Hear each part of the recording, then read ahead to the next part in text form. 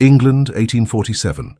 The autumn rain beat against the windows of the modest Harrington estate as Lady Caroline stood before the mirror, her slender fingers trembling as they smoothed the ivory silk of her wedding gown. At 23, she had long resigned herself to spinsterhood, accustomed to being overlooked in London's glittering ballrooms in favour of prettier, wealthier debutantes. The bedroom door opened softly, and Caroline caught her mother's reflection in the mirror. Lady Eleanor Harrington entered, carrying a small wooden box inlaid with mother-of-pearl. "You look beautiful, my dear," her mother whispered, her eyes glistening with tears as she opened the box to reveal the family's heirloom pearl hairpins. "Thank you, Mother," Caroline replied, her voice barely audible above the rainfall, "though I fear beauty has never been counted among my virtues." "Nonsense," Lady Eleanor chided gently as she began securing the pearls into Caroline's chestnut waves. "True beauty comes from within. You possess a gentle spirit and a keen mind, qualities far more enduring than mere physical charms." Caroline studied her reflection, her soft hazel eyes, her delicate features that had never turned heads, her modest figure draped in the finest dress her family could afford. In truth, she was not unattractive, merely unremarkable in a society that prized exceptional beauty. "Do you truly believe this union will bring happiness, Mother?" she asked, her voice wavering slightly. Lady Eleanor's hands paused. In truth, she had harbored dreams that her only daughter would find a love match as she herself had.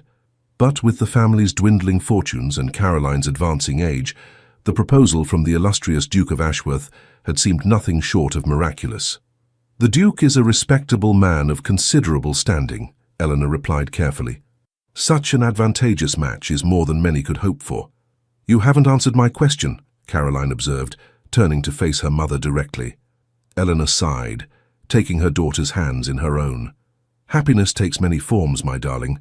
Security, respect, position, these are not insignificant foundations upon which contentment may be built.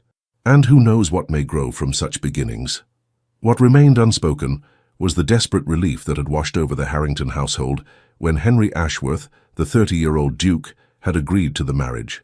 His estates were vast, his bloodline impeccable, his reputation formidable. That he had chosen their daughter had been shocking, a blessing they dared not question too closely. A knock at the door interrupted their conversation. Caroline's father, Sir James Harrington, entered, his once imposing frame now slightly stooped with age and financial worry. "The carriage is prepared," he announced, his voice carrying forced cheerfulness. His eyes softened as he beheld his daughter in her bridal attire. "My dear girl, you are a vision." Caroline crossed the room to embrace him, inhaling the familiar scent of tobacco and cologne. "Thank you, Father." "The Duke is a fortunate man," Sir James continued, his voice rough with emotion, "though I doubt he realizes quite how fortunate." "We must not keep him waiting," Lady Eleanor reminded them, carefully adjusting Caroline's veil. "It would not do to be late to one's own wedding." The journey to the family chapel passed in silence, the rhythmic drumming of rain on the carriage roof matching the anxious beating of Caroline's heart. Through the window she watched the familiar countryside blur into watercolor impressions of green and grey. By sunset, she would be mistress of an estate she had never seen, wife to a man she barely knew. Hours later, standing in the hushed grandeur of the family chapel, Caroline felt a strange detachment as she repeated her vows. The Duke towered beside her, his sharp profile etched against the stained glass like a figure carved from stone. His voice, deep and authoritative, betrayed no emotion as he pledged himself to her. "I, Henry George William Ashworth, take thee, Caroline Elizabeth Harrington, to be my lawfully wedded wife." When their hands touched during the exchange of rings, she noticed how cold his fingers were against hers. The assembled guests, mostly his acquaintances, his side of the church, filled with England's most distinguished families, watched with polite interest, evaluating her worth with calculating eyes. "You may kiss the bride," the vicar announced, his voice echoing against the ancient stone walls. The Duke leaned forward, pressing his lips briefly, formally against hers, a perfunctory seal to their contract, nothing more. Caroline closed her eyes, trying to imagine that this cold touch held some promise of future warmth, but the moment ended before she could convince herself of the fantasy. The wedding breakfast that followed was an elegant but subdued affair. Caroline found herself seated beside her new husband at the head table, acutely aware of how little they had spoken, beyond the necessary exchanges of the ceremony. "You have a lovely home, Lady Harrington," the Duke commented to her mother, his tone polite but distant. "The gardens, in particular, show remarkable care." "Caroline is responsible for those," Lady Eleanor replied with subtle pride. "She has quite a talent for horticulture." The Duke's gaze shifted to Caroline, seeming to truly look at her for the first time. "Indeed, an unusual interest for a young lady." "I find peace among growing things," Caroline answered, seizing the opportunity to establish some connection, however tenuous. "There is something miraculous in nurturing life from seed to bloom." A flicker of something, perhaps surprise, perhaps interest, crossed his features before his expression resumed its customary reserve. "Oakenhurst has extensive gardens, though I fear they've suffered from neglect in recent years. Perhaps you will find them a worthy challenge." "I should like that very much," Caroline replied, offering a tentative smile that went unreturned as the Duke turned to acknowledge a congratulatory toast from a neighboring landowner. As the afternoon progressed, Caroline observed her husband from beneath lowered lashes. Henry Ashworth was undeniably handsome, tall and broad-shouldered, with the strong jawline and aristocratic bearing that generations of noble breeding had perfected. His dark hair, swept back from a high forehead, was just beginning to silver at the temples, lending him an air of distinguished maturity. Yet it was his eyes that most captivated and unnerved her, steel grey, intelligent, but curiously cold, as though viewing the world through a protective layer of ice. When the time came for their departure, Caroline bid her parents farewell with carefully controlled emotion. Lady Eleanor embraced her tightly, whispering, "Write to me, my darling, and remember, patience often reaps the sweetest rewards." Sir James kissed her forehead, his voice too choked for words, before shaking the Duke's hand with all the dignity he could muster. "Take care of her, Your Grace. She is our greatest treasure." "You have my word, Sir James," the Duke replied formally. Oakenhurst Abbey, the Duke's ancestral estate, loomed like a fortress against the darkening sky as their carriage approached that evening. Caroline gazed through the window at the imposing Gothic architecture, its towers and turrets silhouetted against the twilight, gardens stretching into the distance like a sea of shadow. "Your new home," the Duke stated simply, breaking the silence that had persisted throughout their journey. It was not said with pride or warmth, merely a statement of fact. "It's magnificent," Caroline murmured, genuinely awed by the scale and grandeur of the estate. "It has stood for 4 centuries, he replied. "The east wing dates from Tudor times, though most of what you see was rebuilt during my great-grandfather's tenure." The carriage passed through elaborate wrought-iron gates and proceeded up a winding drive lined with ancient oak trees. As they drew closer, Caroline could make out more details: the intricate stonework, the countless windows gleaming like stars in the gathering dusk, the sweeping steps leading to massive oak doors. Inside, Caroline was overwhelmed by the grandeur: marble floors, ornate tapestries, priceless artwork, and a household staff that lined up to greet their new mistress with curious eyes. The Duke's housekeeper, Mrs. Winters, a stern-faced woman with silver-streaked hair pulled tightly beneath her cap, stepped forward with a formal curtsy. "Welcome to Oakenhurst Abbey, Your Grace," she addressed Caroline, the title still unfamiliar to her ears. "Thank you, Mrs. Winters," Caroline replied, striving to project a confidence she did not feel. "I look forward to becoming acquainted with the household. The staff has been instructed to assist you in every way as you settle into your role," the Duke stated, his tone making it clear that he expected her to manage domestic matters without troubling him. "Mrs. Winters has served Oakenhurst for 20 years and will guide you through the particular customs of the estate." Mrs.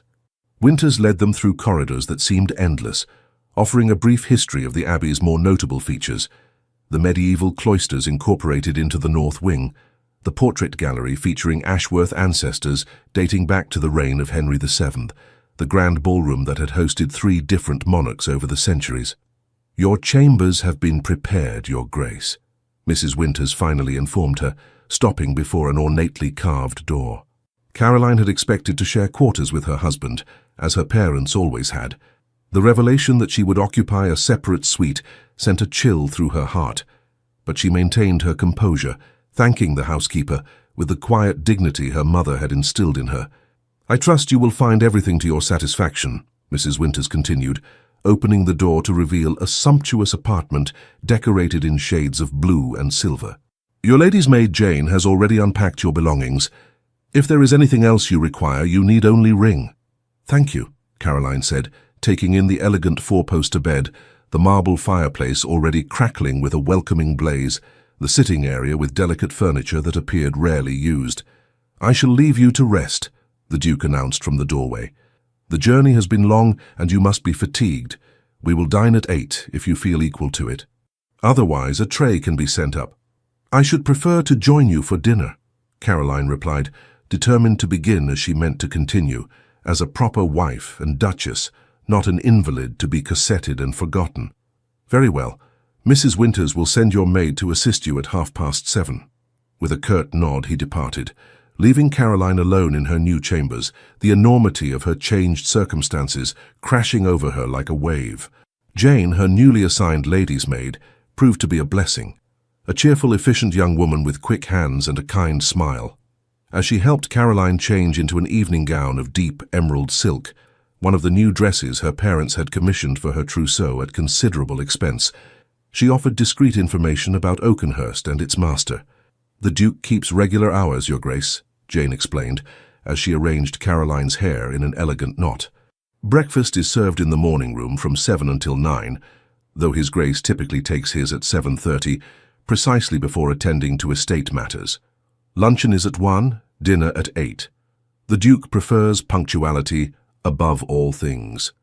"And what of the Duke's family?" Caroline inquired, hoping to glean some insight into the man she had married. "Are there relatives who visit frequently?" "Only Lady Sophia Pembroke, the Duke's sister," Jane replied as she secured a pearl comb in Caroline's hair. "She was unable to attend the wedding due to her mourning period.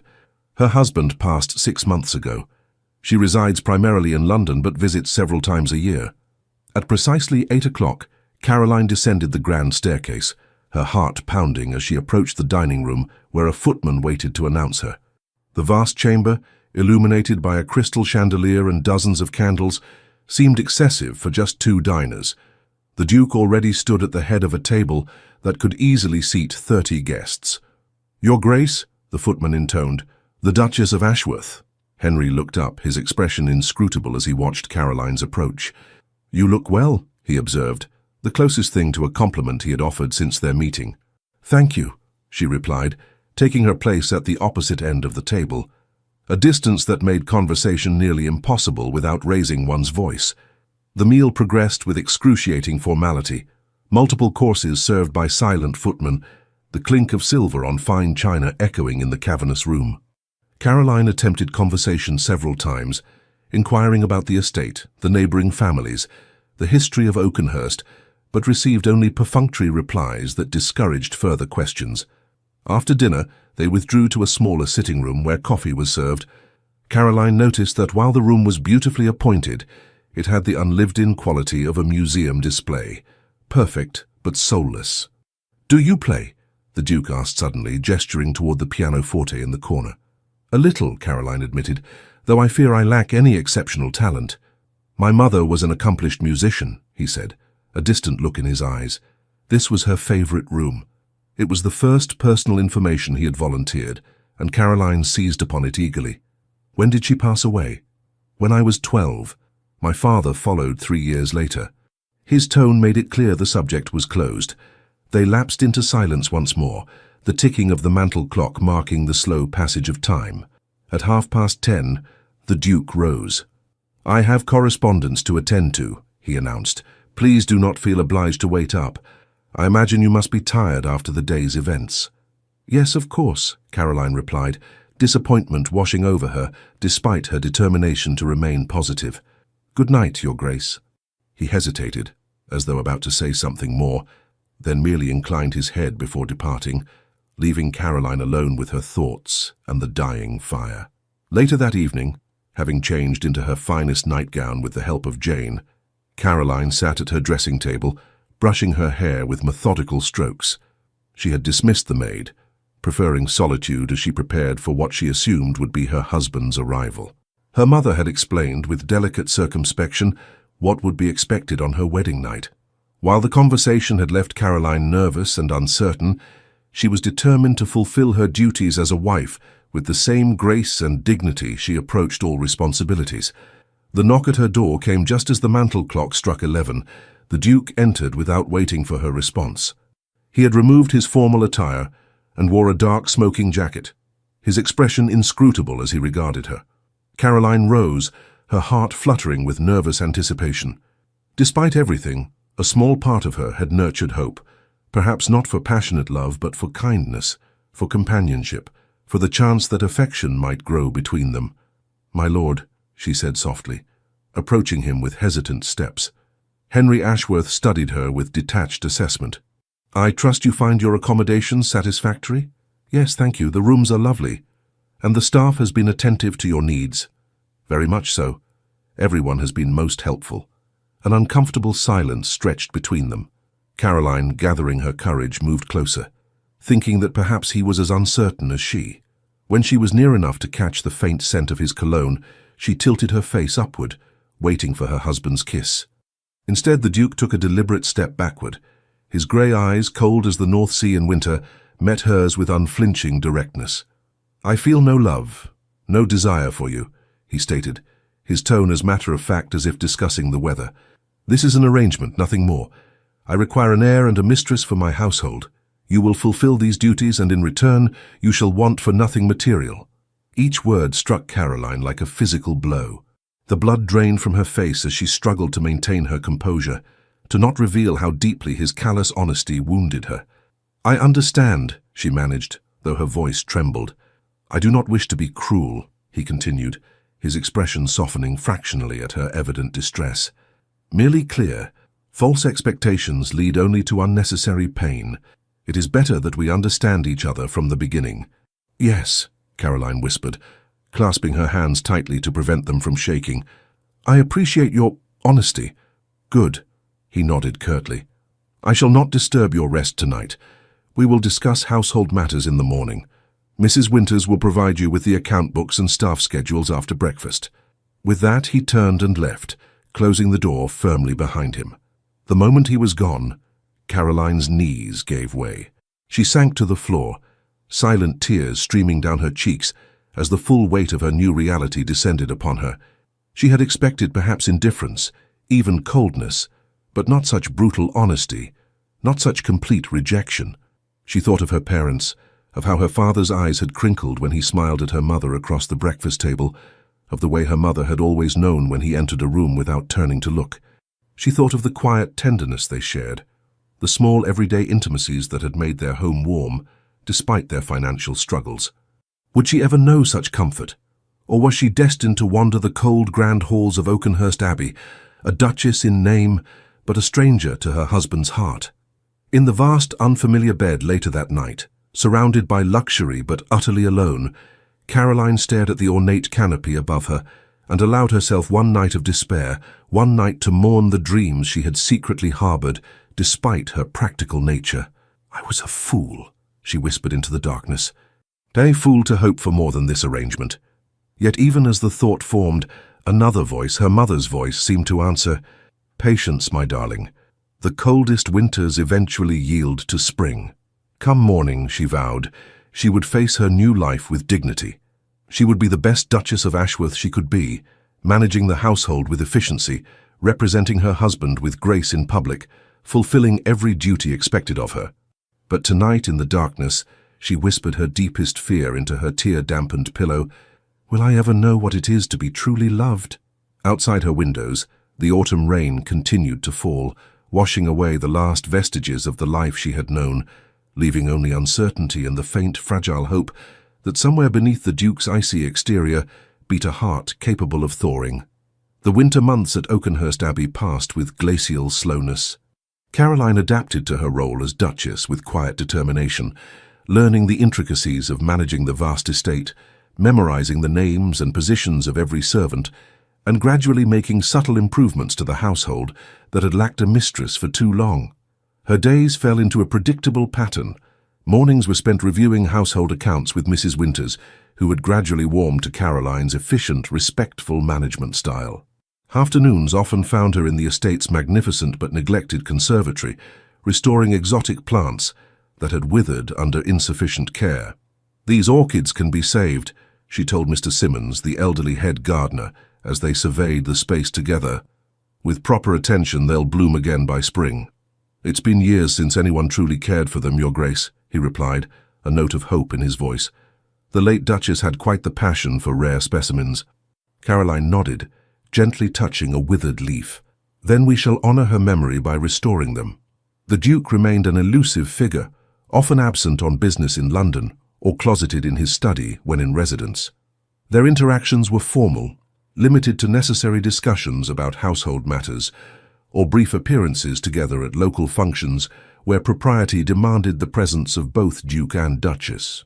On a particularly bitter January morning, Caroline was summoned to the Duke's study, an unusual occurrence that caused a flutter of apprehension in her chest. "You wish to see me, my lord?" she inquired, standing before his imposing mahogany desk. Henry looked up from his correspondence, his expression guarded as always. "Yes, my sister, Lady Sophia Pembroke, has written to announce her intention to visit next week. She is recently widowed and seeks a change of scenery." Caroline nodded, already mentally reviewing the preparations necessary for an extended guest. "I shall ensure everything is arranged for her comfort." "There is something else you should know," Henry continued, his tone revealing a rare hesitation. "Sophia and I were raised primarily by our grandmother after our parents' deaths. She is protective of me and may not immediately welcome your presence." "I understand," Caroline replied, though inwardly she wondered at the complexity of family dynamics she had yet to unravel. "Is there anything specific I might do to make her feel at ease?" A flicker of surprise crossed the Duke's features, as though he had expected a different reaction. "Simply be yourself, I suppose. Sophia appreciates honesty, if nothing else." 3 days later, Lady Sophia Pembroke arrived in a flurry of black silk and piercing observations. At 32, she retained the striking Ashworth features, the same steel-grey eyes as her brother, though hers flashed with emotion where his remained coldly controlled. "So this is the bride," Sophia remarked during their first dinner together, her assessing gaze travelling over Caroline. "Henry's letters mentioned you were managing Oakenhurst competently, but he failed to note your youth. I assure you, Lady Pembroke, I take my responsibilities quite seriously," Caroline replied evenly. "Indeed, and which responsibilities might those be?" Sophia's arched eyebrow conveyed volumes. Henry cleared his throat. "Caroline has made considerable improvements to the household, Sophia. The East Wing is finally habitable again, and the accounts are in better order than they've been in years." "How delightful to have married an efficient housekeeper," Sophia commented dryly, but Caroline caught the thoughtful look she cast toward her brother. Later that evening, unable to sleep, Caroline wandered to the library, seeking solace in books as had been her habit since childhood. To her surprise, she found Sophia already there, examining the shelves with a glass of brandy in hand. A shocking liberty for a lady, but one that somehow suited her independent air. "My apologies, Lady Pembroke. I didn't mean to intrude," Caroline said, preparing to withdraw. "Stay," Sophia commanded, turning to face her. "And for heaven's sake, call me Sophia. Lady Pembroke reminds me too much of my late husband, who was, I assure you, not worth remembering." Cautiously, Caroline entered the room. "I'm sorry for your loss nonetheless." Sophia laughed without humour. "Are you?" "Don't be. It was a marriage of convenience that brought me neither happiness nor particular distress. Much like yours, I imagine." The blunt assessment startled Caroline. Please, spare me the polite fiction." Sophia waved her hand dismissively. "I know my brother. He is many things, but a loving husband is not among them, not since Elizabeth." "Elizabeth?" The name slipped from Caroline's lips before she could stop herself. Sophia's eyes widened. "He hasn't told you, has he? Fascinating." She settled into a leather armchair, gesturing for Caroline to take the one opposite. "You ought to know, I suppose, if you're to make any sense of the man you've married." And so, as the fire crackled in the grate, Sophia revealed the history that had shaped the Duke of Ashworth. Elizabeth Carlyle had been Henry's first love, a vibrant, beautiful girl from a neighbouring estate. Their courtship had progressed nearly to engagement when she had fallen ill with scarlet fever, dying merely days before Henry planned to propose. "He was but 21, Sophia explained, her voice softening with the memory. "After Elizabeth, he threw himself into estate management. into politics, into anything that required no emotional investment. I had hoped time would heal him, but she studied Caroline with newfound interest. Tell me, what made you agree to marry my brother? Surely a girl like you could have found a match with at least the pretense of affection. Caroline's hands twisted in her lap. My family's circumstances were difficult, and She paused, the truth rising unbidden to her lips. I had never been the sort of girl who attracted suitors. I was invisible in ballrooms, overlooked at dinner parties. When the Duke expressed interest, it seemed miraculous. Invisible, Sophia repeated thoughtfully. How interesting. Henry has spent a decade making himself invulnerable, and they matched him with a woman who has spent her life being unseen. She set down her empty glass. Perhaps there is wisdom in that I cannot yet perceive. The following weeks brought an unexpected shift to Oakenhurst. Sophia, rather than departing after a customary week's visit, announced her intention to stay through spring. Her presence acted as a catalyst, forcing interaction where there had been distance. She insisted on daily rides, on musical evenings, on dining together, rather than allowing Henry to take meals in his study. During one such ride, Caroline, Henry, and Sophia stopped to rest their horses near a stream on the estate's edge. As Sophia wandered ahead to gather early wildflowers, Caroline found herself momentarily alone with her husband. Your sister has brought much life to Oakenhurst, she observed cautiously. Henry's gaze followed Sophia's distant figure. She has always been the heart of our family. I sometimes wonder if she shouldn't have been born the heir instead of me. You manage the estate admirably, Caroline offered. Managing is not the same as living, though, is it? He replied, a rare moment of vulnerability that vanished as quickly as it had appeared. Before Caroline could respond, he straightened in his saddle. We should return. The weather looks to turn. That evening, a violent storm lashed the abbey. As lightning illuminated her bedroom in stark flashes, Caroline heard a crash from the conservatory below. Concerned for the rare plants she had painstakingly nursed back to health, she hurried downstairs, lamp in hand. The scene that greeted her was one of devastation. A fallen tree branch had shattered one of the glass panels, allowing rain and wind to wreak havoc on the delicate specimens within.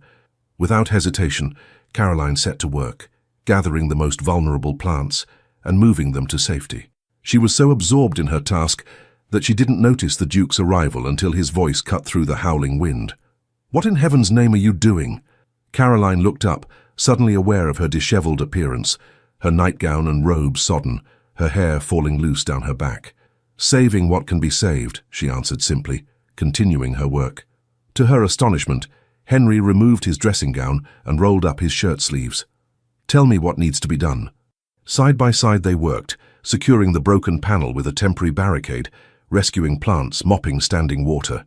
When the immediate crisis had passed, they stood amid the dripping foliage, breathing heavily from their exertions. I didn't realize you cared so deeply for these plants, Henry said, observing her with new awareness. They're living things, Caroline replied. Neglected, perhaps, but still capable of recovery with proper attention. She met his gaze steadily, and for a moment something unspoken passed between them. You're shivering, he noted, and in a gesture that surprised them both, he draped his dressing gown around her shoulders. Come, you must change into dry clothes before you fall ill. As they walked back through the darkened house, Caroline was acutely conscious of his hand at the small of her back, guiding her, the first gentle touch he had offered since their wedding day. At her chamber door, he paused. Thank you, he said stiffly, for caring for Oakenhurst as though it were your own. It is my home now, she answered simply. Good night, Henry. It was the first time she had used his given name. As she closed her door, Caroline didn't see the Duke remain standing in the corridor, a conflicted expression on his face, or know that he would walk the halls for hours that night, haunted by memories and by new, unsettling possibilities. The following days revealed subtle shifts in their relationship. Henry began appearing in the conservatory during Caroline's afternoon work there, ostensibly to check on the repairs, but lingering to ask questions about particular plants or listen to her plans for the space. My mother was fond of orchids as well, he remarked one afternoon, watching as Caroline carefully repotted a damaged specimen. She claimed they represented the perfect balance of strength and delicacy. A wise observation, Caroline replied, pleased by this voluntary sharing of a memory. They're remarkably resilient despite their fragile appearance. Like certain people, perhaps, Henry said, his gaze resting on her with an intensity that made her pulse quicken. The arrival of a letter from Caroline's parents created another unexpected connection. Her father's health had been declining, and her mother's words carried thinly veiled concern beneath their cheerful surface.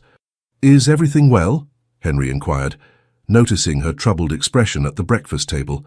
Caroline hesitated, then confided her worries.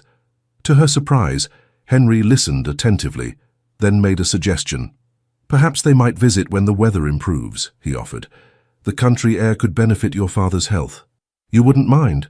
Caroline asked, touched by the unexpected consideration. "They are family now," he replied simply. As March advanced, bringing the first hints of spring to the estate, Caroline noticed other small changes. Henry taking more meals with her, occasionally joining her for walks in the gardens, even once requesting her opinion on plans for improving tenant cottages on the northern boundary. "You have a practical mind," he commented, when she suggested modifications that would increase comfort while reducing costs. "I value that." Coming from the reserved Duke, such words constituted high praise indeed. Caroline treasured these moments, these glimpses of the man beneath the formal exterior, even as she cautioned herself against reading too much into them. One evening, as they sat in the drawing room with Sophia, the conversation turned to music. At her sister-in-law's urging, Caroline played several pieces on the pianoforte, including a Beethoven sonata that had been a favorite of her father's. "You play with genuine feeling," Henry remarked afterward, surprising her with the compliment. "Thank you," Caroline replied, her cheeks warming. "Music has always been a solace." "Henry used to play quite brilliantly," Sophia interjected. "Perhaps you might persuade him to join you in a duet sometime." "I no longer play," Henry said curtly, his expression closing. An uncomfortable silence fell, and Caroline, sensing his discomfort, deftly changed the subject. Later, when Henry had excused himself to attend to correspondence, Sophia approached Caroline at the pianoforte. "It was Elizabeth's favorite instrument," she explained quietly. "They often played duets together. He hasn't touched a keyboard since her death." "I see," Caroline murmured, understanding better now the complexity of wounds she navigated. "But he listened to you play," Sophia observed, "for the full hour, without distraction. A month ago he would have found an excuse to leave after the first movement." She squeezed Caroline's hand. "Small steps, my dear. The heart doesn't heal overnight, especially one that's been frozen for so long." In early April, a letter arrived from London that caused Henry's face to darken with concern. Though he said nothing at breakfast, Caroline noticed his distraction, the tension in his shoulders as he excused himself abruptly. That afternoon she found him in his study, surrounded by ledgers and documents, his expression grim. "Forgive the intrusion," she said from the doorway. "I only wish to ask if you'll be joining us for dinner." Henry looked up, seeming almost surprised to find her there. After a moment's hesitation, he gestured her inside. "There's a matter I should perhaps discuss with you, as it affects Oakenhurst." Cautiously, Caroline entered, taking the chair he indicated opposite his desk. "There's been a failure at one of the banks where significant estate funds are held," he explained, his voice tight with controlled anger. "Not a complete collapse, but enough to create complications." "How serious are these complications?" Caroline asked directly. Henry seemed to appreciate her straightforward approach. "Not ruinous, but sufficient to require adjustments. Certain improvements we'd planned for the tenant farms may need to be postponed, the north wing renovations as well." Caroline considered this, then spoke carefully. "If I may, the household budget has a surplus from the economies I've implemented. Not a vast sum, but perhaps enough to proceed with at least the most essential improvements for the tenants." Henry stared at her, clearly not having expected this response. "You would redirect funds allocated for the Abbey. The Abbey has stood for centuries and will endure a delayed renovation," Caroline replied simply. "But families with leaking roofs and inadequate wells suffer immediately." For a long moment, Henry was silent, studying her with an expression she couldn't quite interpret. Then, to her astonishment, a smile, small but genuine, curved his lips. "You continue to surprise me, Caroline," he said quietly. "When I agreed to this marriage, I expected a decorative mistress for Oakenhurst, perhaps an eventual mother for an heir. I did not anticipate a partner. The word hung between them, weighted with possibility. Caroline's heart quickened, but she kept her voice steady. Perhaps that is what a wife should be, she suggested. Not merely an ornament or a convenience, but a true helpmate. Perhaps, Henry agreed, still holding her gaze. I find the idea has considerable merit. That night, as Caroline prepared for bed, she found herself reflecting on the subtle transformation of her marriage over these winter months. From the cold, formal arrangement established on their wedding night, something else had begun to emerge. Not love, certainly, but a mutual respect, a cautious reaching toward connection. She thought of the invisible threads that had begun to weave between them, shared concerns for the estate, appreciation of each other's competence, small moments of unexpected understanding. Individually, each thread was fragile, easily broken, but together they were beginning to form something that might, with time and care, become strong enough to bridge the distance between two solitary hearts. As she drifted toward sleep, Caroline allowed herself to hope, not for grand passion or dramatic declarations, but for the continued strengthening of those quiet threads, for the gradual awakening of the man whose name she bore but whose heart remained, for now, a chamber she had yet to enter. Outside her window, the first buds of spring swelled on bare branches, promise of renewal after the long winter's sleep. Spring arrived at Oakenhurst Abbey, with an explosion of colour that transformed the austere landscape. The gardens that Caroline had quietly reorganized during winter months now burst with carefully planned arrangements of daffodils, tulips, and hyacinths. The conservatory, repaired and rejuvenated after the storm damage, gleamed in the April sunshine. Caroline stood on the terrace, surveying her handiwork with quiet satisfaction, when Sophia joined her, linking their arms companionably. "You've worked wonders," Sophia observed. "I scarcely recognize the place." "Thank you," Caroline replied, her cheeks coloring slightly at the praise. Over the past months she had come to value Sophia's forthright friendship, a surprising alliance that had blossomed between them. "Henry noticed, you know," Sophia added casually. "I caught him walking the gardens yesterday at dawn, examining your plantings with the most curious expression." Caroline's heart quickened, but she kept her voice measured. "I'm pleased if the Duke approves of the improvements." Sophia sighed dramatically. "Still so formal even when he isn't present to hear." "The Duke? As though you hadn't been married these 5 months." "6, Caroline corrected automatically, then bit her lip. "6, Sophia repeated, giving her a sidelong glance. "And still sleeping in separate chambers, I'd wager." "Sophia," Caroline gasped, scandalized. "Oh, come now, we're both women of the world. Besides," she added more gently, "I've eyes in my head. I've watched you these months. Watched him too." "And what exactly do you believe you've seen?" Caroline asked, unable to keep a note of vulnerability from her voice. Sophia turned to face her directly. "I've seen a woman quietly building a home around a man who doesn't know how to inhabit one anymore. And I've seen my brother watching that woman when he thinks no one notices, with confusion, with respect, and increasingly, I think, with longing." Caroline shook her head. "You're mistaken. He made his feelings quite clear on our wedding night." "Did he?" Sophia raised an eyebrow. "Henry has always been excellent at declaring what he believes to be true. Less adept at recognizing when those truths have changed." She squeezed Caroline's arm affectionately. "Just consider that the man who spoke those words to you 6 months ago is not the same man who worked beside you in the rain to save your precious plants." Before Caroline could formulate a response, a footman approached to announce the arrival of unexpected visitors, Lady Eleanor and Sir James Harrington, Caroline's parents. The reunion was joyful but tinged with concern, as Caroline immediately noted her father's gaunt appearance and laboured breathing.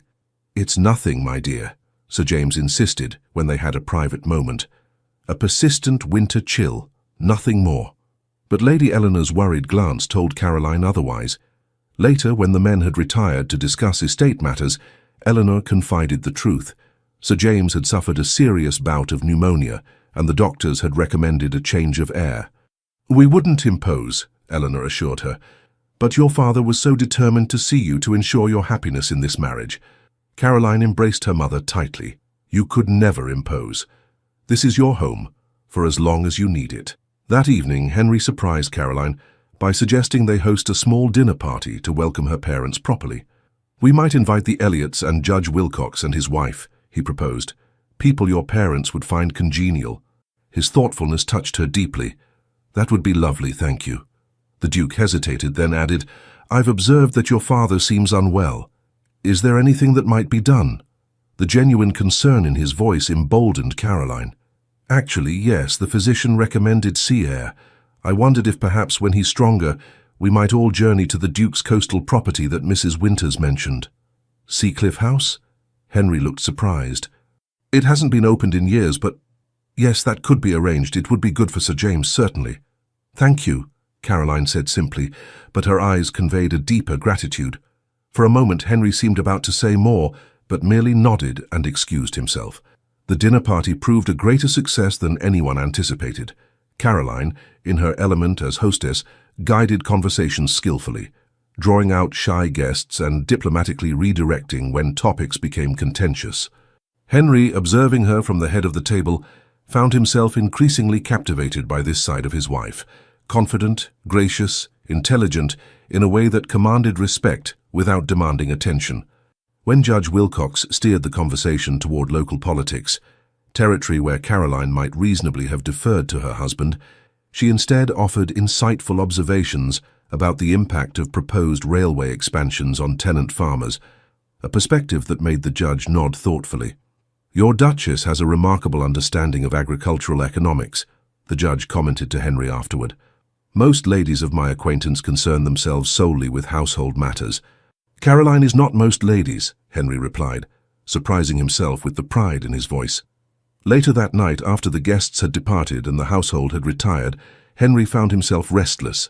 Passing the library, he noticed a light still burning and entered to find Caroline curled in a window seat, a volume of poetry open on her lap. "You were magnificent this evening," he said, without preamble.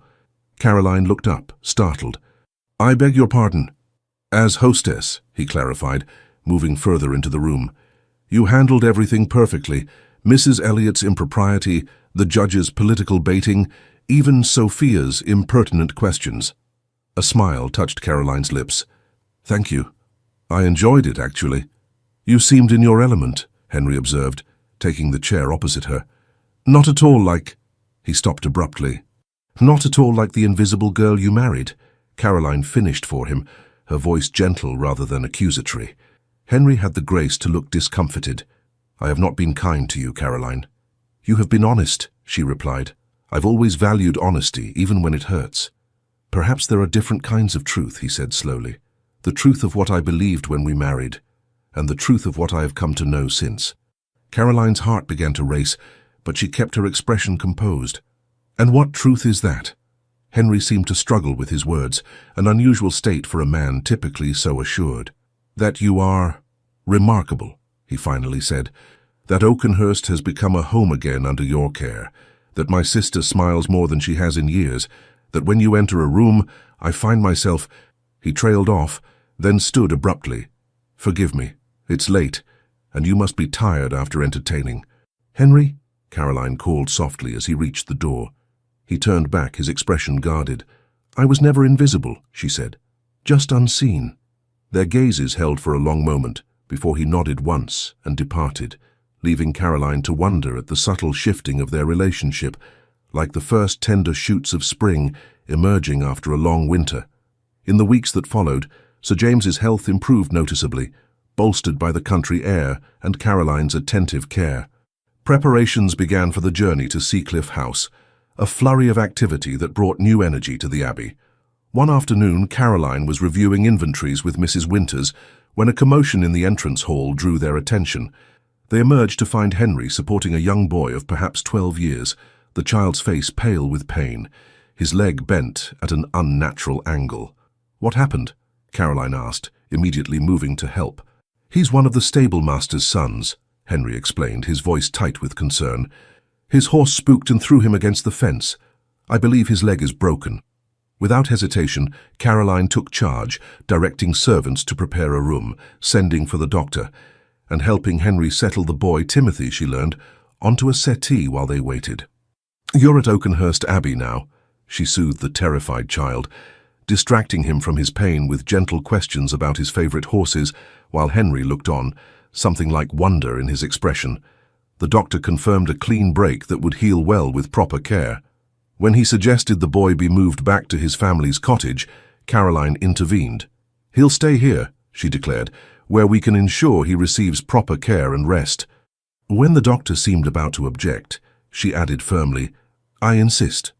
Later, after Timothy had been settled in a comfortable guest room with his anxious parents reassured, Henry found Caroline in her sitting room, her normally immaculate appearance disheveled, a smudge of dirt on her cheek from where she had wiped away the boy's tears. "That was extraordinary," he said quietly. Caroline looked up wearily. "It was only right." "Not everyone would see it so," Henry replied, moving to sit beside her on the small sofa, closer than he had ever voluntarily positioned himself before. "Most women of your station would have sent the boy to the servants' quarters at best." "I am not most women," she echoed his words from the dinner party. "No," he agreed, his voice deepening. "You are certainly not." In a gesture that seemed almost unconscious, he reached out to brush the smudge from her cheek, his fingers lingering against her skin. Caroline held perfectly still, scarcely breathing as something electric passed between them.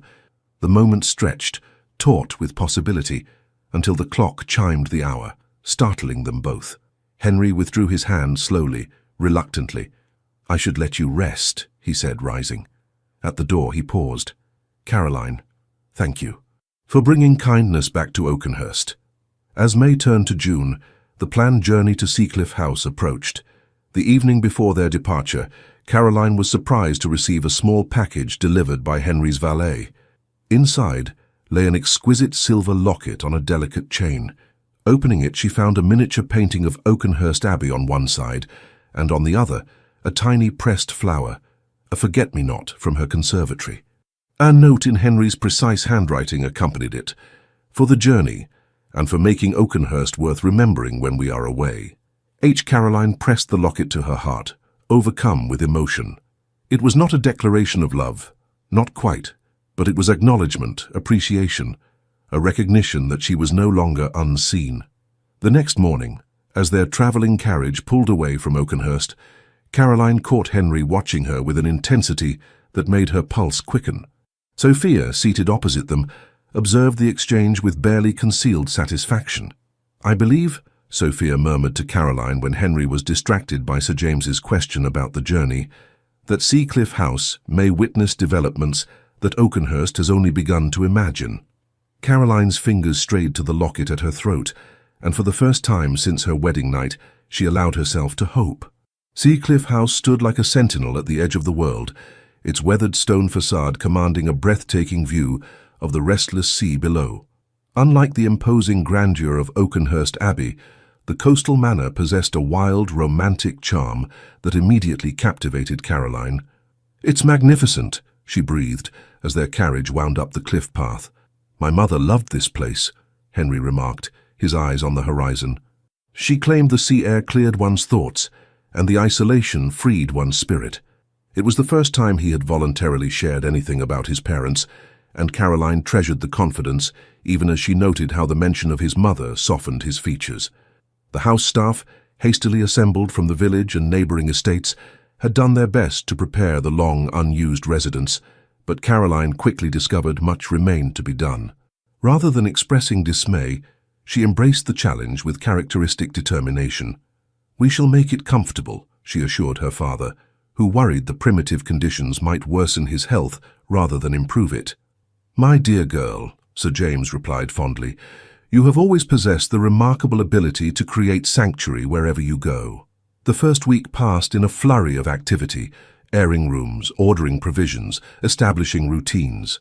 Caroline found herself working alongside the hastily assembled staff, rather than merely directing them, rolling up her sleeves to scrub stubborn salt stains from windows and help the cook rescue ancient kitchen equipment from disuse. One evening, Henry discovered her in the disused library, balanced precariously on a ladder as she cleaned grime from book spines that had likely gone untouched for a decade. "Caroline!" he exclaimed, rushing forward as the ladder wobbled dangerously. "For heaven's sake, you'll break your neck." His hands found her waist, steadying her, and the sudden contact made them both freeze. Caroline looked down at him, acutely aware of his strong fingers splayed across her midriff, of the concern in his eyes that went beyond propriety into genuine fear for her safety. "I'm quite all right," she assured him, her voice not entirely steady, "just trying to salvage what books can be saved." Henry didn't immediately release her, even after she had descended the ladder.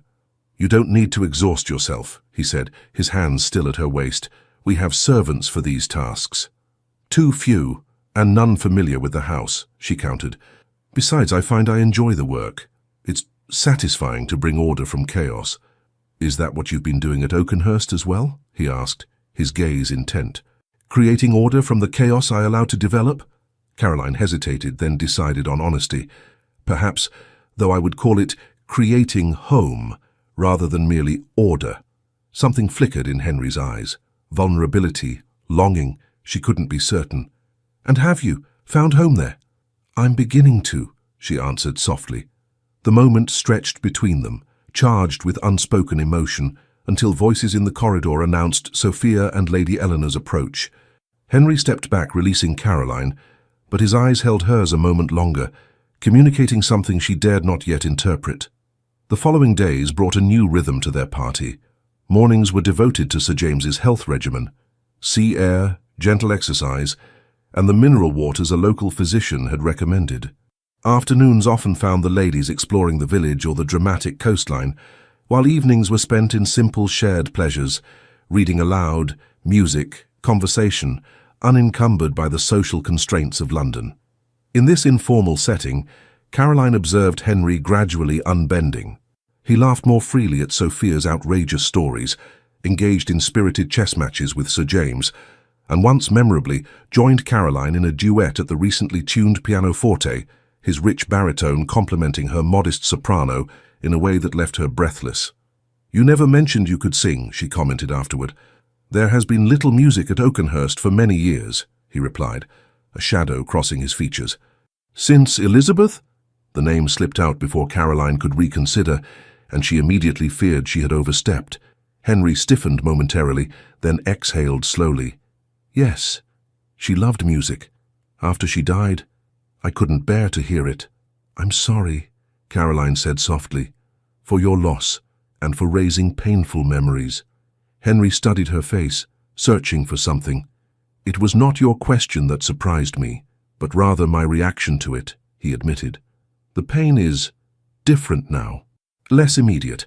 I can speak of her without feeling as though my chest is being crushed. Time heals, they say," Caroline offered. "Time alone does not heal," Henry corrected her gently. "It merely distances. Other things heal: purpose, kindness, new connections." His eyes held hers. New beginnings. One evening, nearly 3 weeks into their stay, Henry suggested a picnic on a secluded beach, accessible only by a steep path from the cliffs. With Sir James feeling particularly energetic and the weather perfect, the entire party agreed enthusiastically. The descent proved challenging but worthwhile, revealing a perfect crescent of golden sand, embraced by towering cliffs, the sea before them a dazzling sapphire.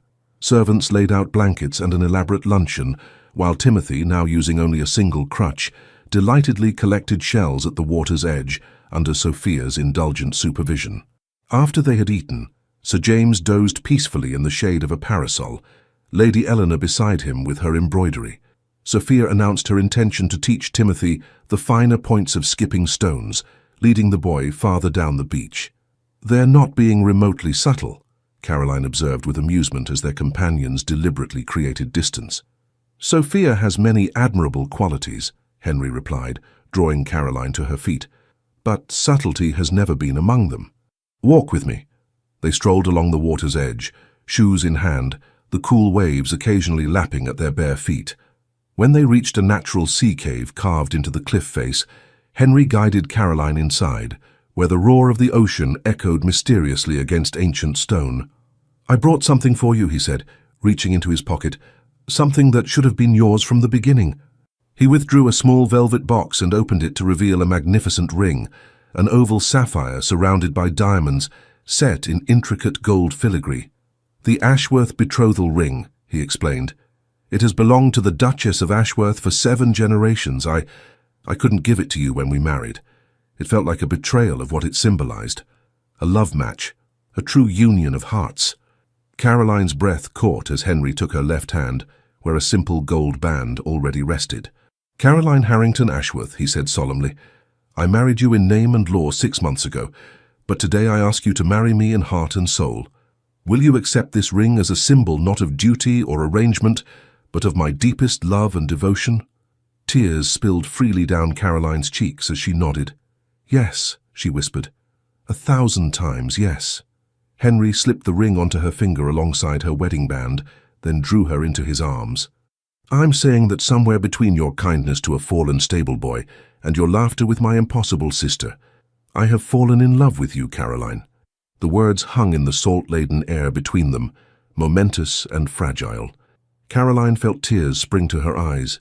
Years of feeling unseen, unwanted, invisible, suddenly washed away by this declaration. "I don't deserve your love," Henry continued, his voice rough with emotion. "Not after how I've treated you. But if you could find it in your heart to forgive me, to allow me to court you properly, not as the Duke courting a suitable match, but as a man who admires and cherishes everything about the woman who has become his wife in name only—" "Henry," Caroline interrupted, her voice trembling as she placed her free hand against his cheek. "I have loved you since the night we saved the conservatory together, perhaps even before, in ways I didn't yet understand." His eyes searched hers, wonder and disbelief mingling in their grey depths. "How can you have loved me when I gave you no reason, no encouragement? Love doesn't always require reason," she answered simply. "Sometimes it simply grows, like those neglected plants in the conservatory, quiet and persistent, requiring only the smallest glimmer of light to flourish." Slowly, reverently, Henry leaned forward until their foreheads touched. "May I kiss you, Caroline? Not as duty, not as arrangement, but as a husband who loves his wife with all his heart." In answer, Caroline closed the distance between them, her lips meeting his, in a kiss that spoke of months of longing, of hopes she had scarcely allowed herself to nurture, of a future suddenly radiant with possibility. When they finally parted from their kiss in the sea cave, the sunset had begun to paint the sky in spectacular hues of gold and crimson. Henry drew Caroline close against him, her head resting naturally in the hollow beneath his chin, his arms encircling her with a protectiveness that spoke of newfound treasures. "We should return to the others," Caroline murmured eventually, though she made no move to leave the sanctuary of his embrace. "They'll wonder where we've gone." Henry chuckled, the sound reverberating pleasantly against her cheek. "I suspect Sophia, at least, will have a fairly accurate idea."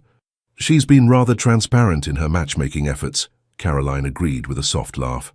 "My sister lacks subtlety, but possesses remarkable insight," Henry replied, gently tucking a strand of Caroline's wind-blown hair behind her ear. "She saw what I was too blind to recognize, that the arrangement I so coldly established was becoming the greatest blessing of my life." They walked back hand in hand, no longer caring if their linked fingers might raise eyebrows. As they approached the main path, they saw Sophia standing alone, clearly waiting for them. Her knowing smile broadened at the sight of their clasped hands and the new ring glittering alongside Caroline's wedding band. "Well," she drawled, "it appears Seacliff House has worked its magic more quickly than even I anticipated." Henry laughed, a free and joyous sound that Caroline had never heard from him before. "You are insufferable, sister." "And you," Sophia retorted, her eyes soft despite her teasing tone, "are finally yourself again." She turned to Caroline, genuine affection in her gaze. "Thank you for giving us back the real Henry. I had quite despaired of ever seeing him again." That evening, as the family gathered in Seacliff's cozy drawing room, Henry surprised everyone by making an announcement. "Caroline and I have decided to renew our vows," he declared, his hand covering his wife's, the sapphire glinting in the candlelight. "A small private ceremony here at Seacliff, where our hearts truly found each other." Lady Eleanor's eyes filled with happy tears as she embraced her daughter. "Nothing could give me greater joy than to see you truly loved," she whispered. Sir James, looking healthier than he had in months, clasped Henry's hand firmly. "That you have a treasure in my daughter," he said, his voice thick with emotion. "I trust you now recognize her worth." "More than I can express," Henry replied with quiet sincerity. I propose a celebration afterward, Sophia added eagerly. Nothing elaborate. Simply good food, music, perhaps dancing on the terrace overlooking the sea. And where will you find appropriate musicians in this remote location, dear sister? Henry inquired with fond exasperation. Leave that to me, Sophia replied mysteriously. I have resources you cannot imagine. The following days were filled with gentle preparations for the ceremony. Caroline, freed from the weight of uncertainty that had burdened her for months, moved through Seacliff House with a lightness of spirit that transformed her. Her natural beauty, always present but subdued by her habitual reserve, now shone with an inner radiance that caught Henry's breath whenever she entered a room. For his part, Henry seemed a man awakened from a long slumber. The cold formality that had been his armor for years gradually fell away, revealing the man Sophia had insisted still existed beneath, thoughtful, occasionally playful, capable of deep feeling beneath his controlled exterior. One evening Caroline found him in the library, studying a small portrait miniature she had never seen before. "Elizabeth?" she asked softly, recognizing the moment called for neither jealousy nor retreat. Henry nodded, then held out his hand to draw her beside him on the window seat. "I've carried this for 9 years, he said, his voice steady as he showed her the portrait of a pretty, vivacious-looking young woman with laughing eyes. Not out of any romantic notion that I would forever mourn her, but because I feared forgetting her face." Caroline studied the miniature with gentle respect. She was beautiful. She was, Henry agreed, full of life and laughter. We grew up together, and loving her seemed as natural as breathing. He carefully closed the miniature's case. When she died, I convinced myself that I had experienced my one allotment of love in this life, and that duty alone would sustain me thereafter. He set the miniature aside and took both of Caroline's hands in his. "I was wrong, Caroline. So terribly wrong. What I feel for you, it's different from what I felt for Elizabeth, but no less profound. Perhaps even deeper, because it has grown from respect and admiration rather than childhood affection." Caroline's eyes glistened with unshed tears. "I never dared hope for this," she confessed. "After our wedding night, I thought perhaps in time we might achieve a comfortable companionship, but never this." "I have much to atone for," Henry said, raising her hands to his lips. "Words spoken that cannot be unsaid, months of coldness you did not deserve. Will you allow me a lifetime to make amends?" "There is nothing to forgive," Caroline replied softly. "We begin anew, here and now." The next morning, Henry surprised her by suggesting they visit the village together. As they walked through the small fishing community, Caroline noted with pleasure how different his manner was from the formal, distant nobility he typically displayed at Oakenhurst. Here he greeted fishermen by name, inquired after families, stopped to admire a child's shell collection with genuine interest. "You know these people well," she observed, as they paused to purchase fresh bread from the village bakery. "My mother brought us here every summer," Henry explained, nodding to the elderly baker. "She believed aristocracy meant responsibility toward those under our care, not just privilege. These families have fished Ashworth waters for generations. Their welfare is bound to ours." "A wise perspective," Caroline replied, understanding better now the complex man she had married, formed by loss, yes, but also by principles worth honoring. As they walked back along the cliff path, the sea breeze tugging at Caroline's bonnet, Henry spoke of his hopes for their future. "I've been considering changes at Oakenhurst," he said. "The tenant cottages on the north side need complete rebuilding, not just repairs, and the village school requires expansion." "Ambitious projects," Caroline noted with approval. "Too long delayed," Henry admitted. "I've managed Oakenhurst efficiently, but without true vision. Your perspective has shown me how much more might be accomplished." He paused, gazing out over the restless sea. "I've also been thinking about heirs." Caroline's heart skipped a beat. This was territory they had not yet discussed since their reconciliation. "I've been a duke without a duchess in more than name," Henry continued carefully. "And while Oakenhurst needs an heir, I find I'm more concerned with being a husband and perhaps someday a father, not for the sake of the title but for the family we might create together." The simple sincerity of his words moved Caroline deeply.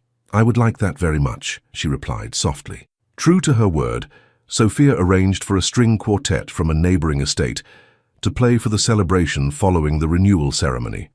The ceremony itself took place at sunset on the cliffside terrace, with only family as witnesses and a local vicar officiating.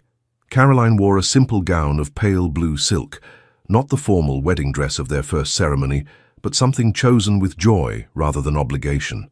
Henry, watching her approach across the terrace with wildflowers in her hair and happiness illuminating her face, felt his heart swell with emotions he had denied himself for too long. The vows they exchanged were not the formal, traditional words of their first wedding, but promises written from the heart, speaking of second chances, of seeing and being seen, of love that grows from respect and kindness.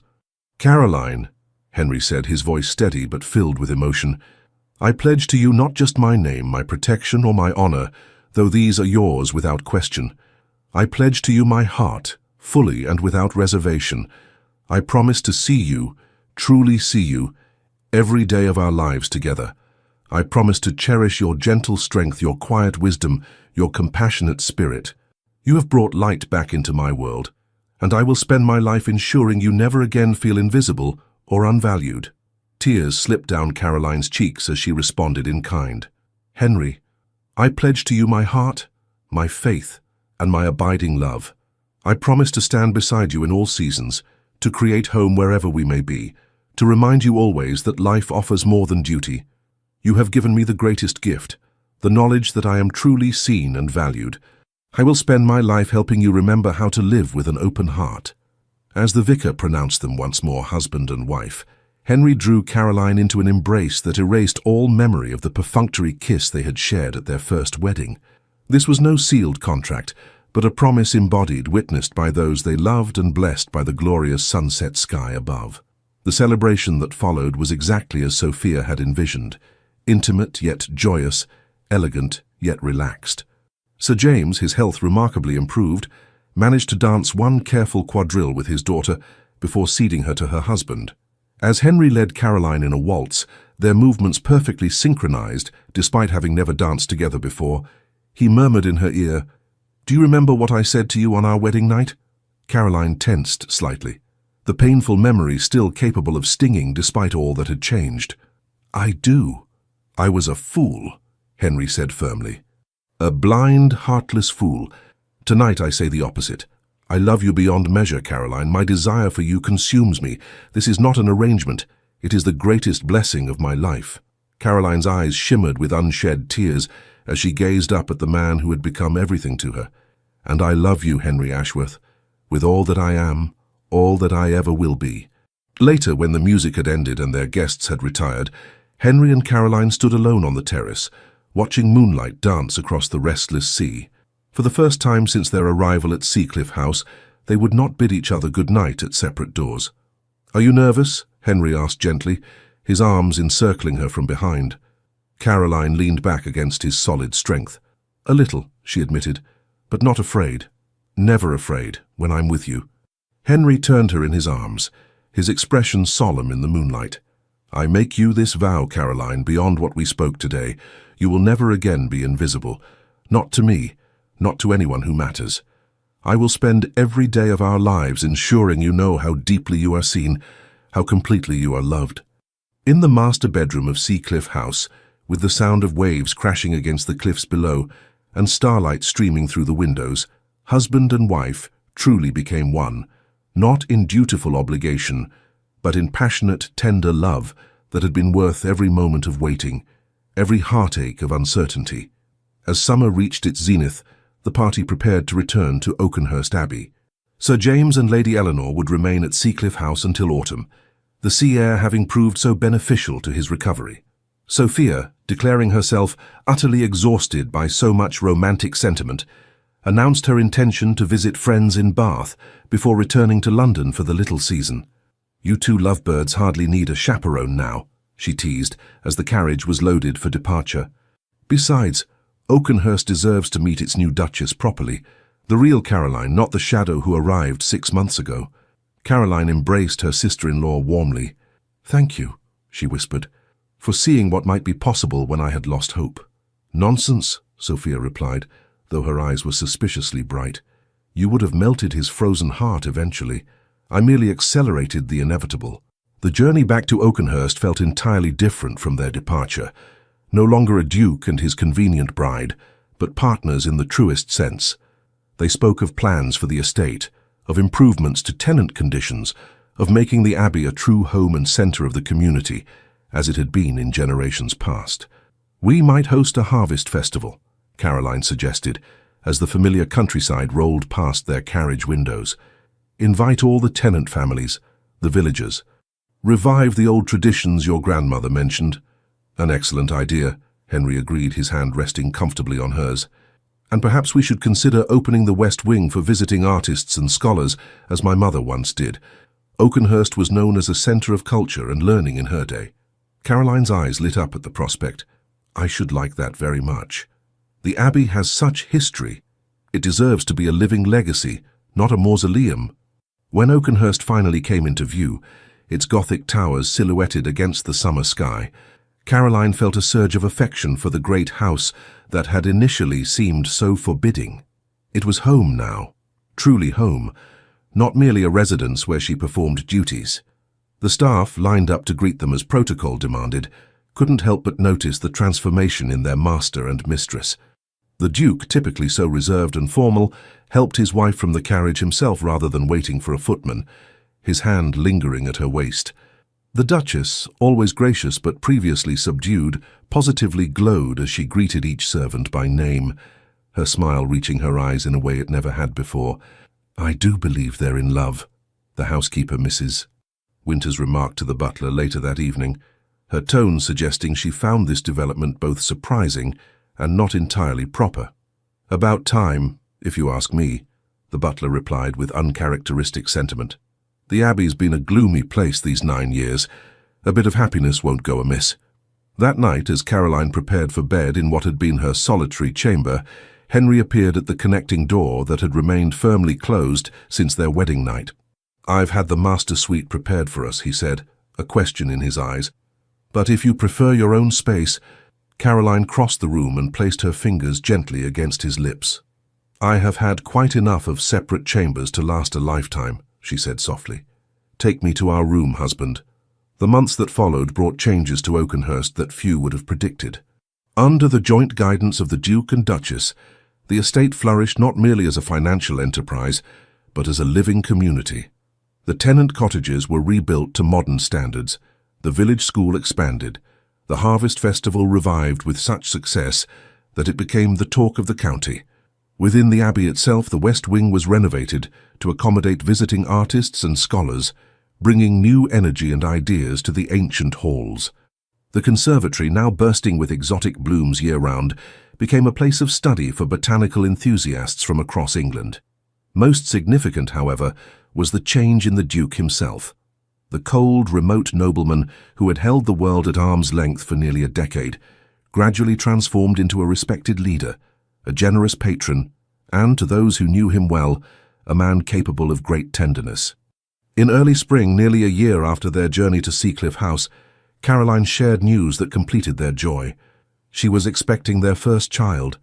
Henry's reaction, dropping to his knees before her chair, pressing his face against her still flat stomach, whispering words of wonder and gratitude, erased any lingering doubt that their marriage had transcended its pragmatic beginnings to become something neither could have imagined on that rainy wedding day. "Are you pleased?" Caroline asked, running her fingers through his hair as he knelt before her. Henry looked up, his eyes suspiciously bright. "Beyond measure," he replied, his voice rough with emotion. "I never thought to know such happiness, Caroline.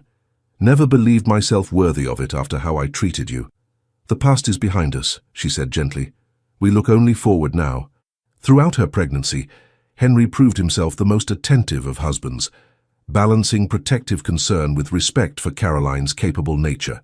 When she insisted on continuing her work with the tenant families until the final weeks, he accompanied her rather than forbidding the activity, recognizing that her sense of purpose was as vital to her well-being as physical rest.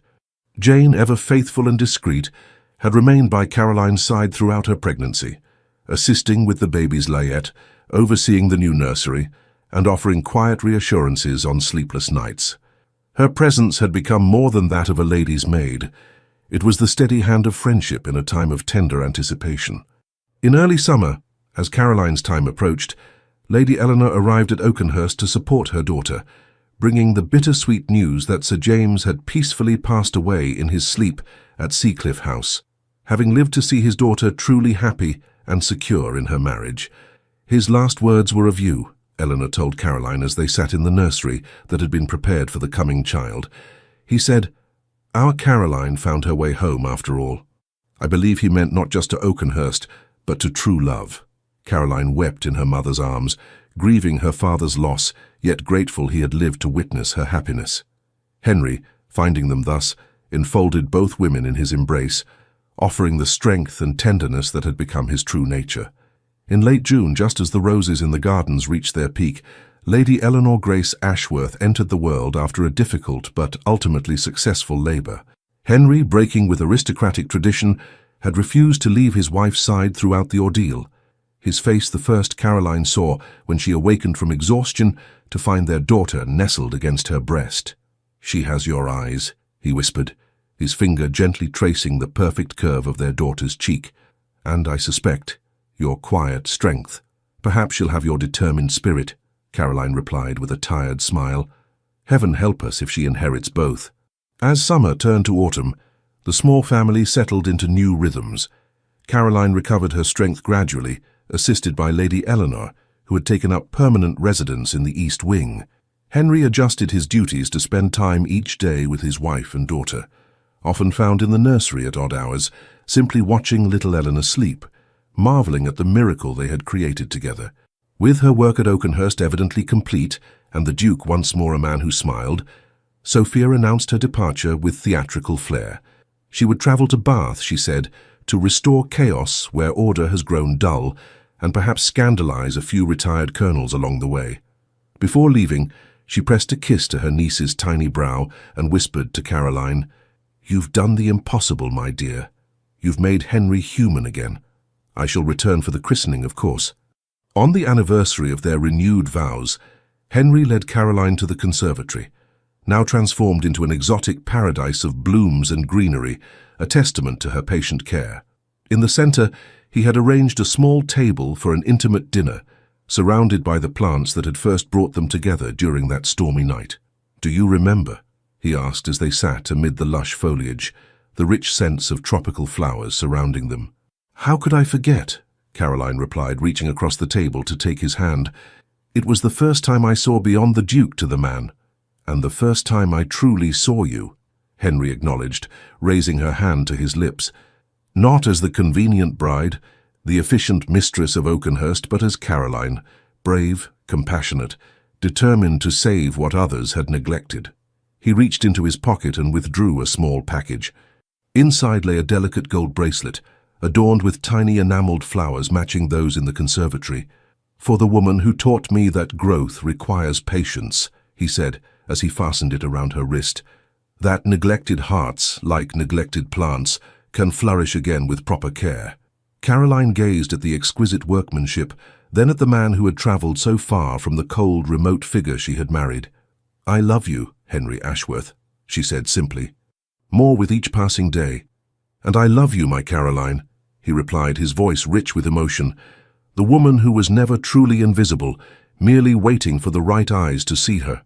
As they shared a kiss amid the blooms that symbolized their journey, Caroline reflected on the strange path that had brought them here.